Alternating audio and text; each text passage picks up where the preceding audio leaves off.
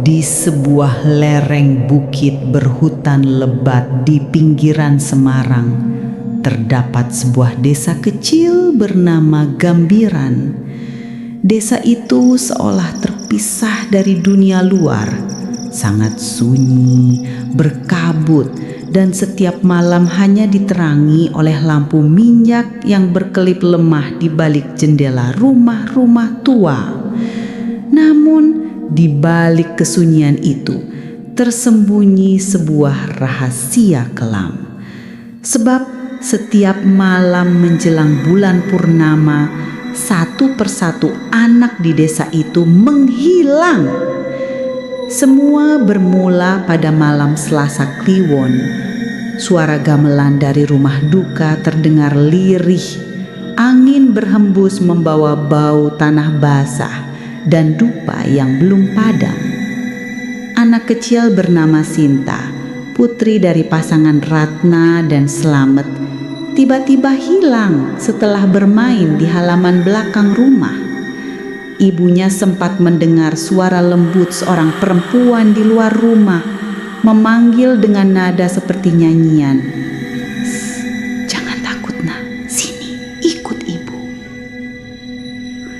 Ratna berlari keluar dengan panik, tapi halaman belakang sudah kosong. Hanya suara bambu berderik dan bayangan tinggi di tepi pohon randu yang perlahan memudar ke dalam kabut. Keesokan harinya, warga desa geger. Sinta bukan anak pertama yang hilang. Sudah 3 anak sebelumnya lenyap tanpa jejak. Mereka semua terakhir terlihat menjelang senja di dekat hutan Gombel. Orang-orang tua di desa mulai berbisik, "Itu ulah Wewe Gombel, arwah perempuan dari bukit yang dulu mati tanpa tenang." Dulu, menurut cerita, seorang wanita bernama Lastri tinggal di desa itu. Ia dibuang oleh warga karena dianggap gila setelah suaminya berselingkuh. Dalam kesedihan, ia membunuh diri di tebing Gombel dengan bayinya masih menangis di pelukannya. Mayatnya tak pernah ditemukan. Sejak saat itu, setiap kali ada anak menangis sendirian di malam hari, orang-orang mendengar suara perempuan meninabobokan dari balik pepohonan. Kalau kau dengar suara itu, jangan jawab, jangan menoleh. Ratna, sang ibu, mulai kehilangan kendali. Setiap malam ia menunggu di depan jendela dengan mata merah, memegang pakaian terakhir Sinta. Pada malam ketiga setelah Sinta hilang, ia mendengar sesuatu, suara lembut, lirih, dan menggema di luar rumah. "Ratna, anakmu aman bersamaku." Ratna berlari keluar rumah.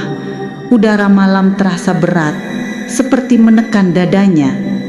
Di tepi sawah, ia melihat bayangan perempuan tinggi, rambutnya menjuntai sampai tanah, payudaranya panjang, bergoyang seperti ular, dan di pelukannya Sinta.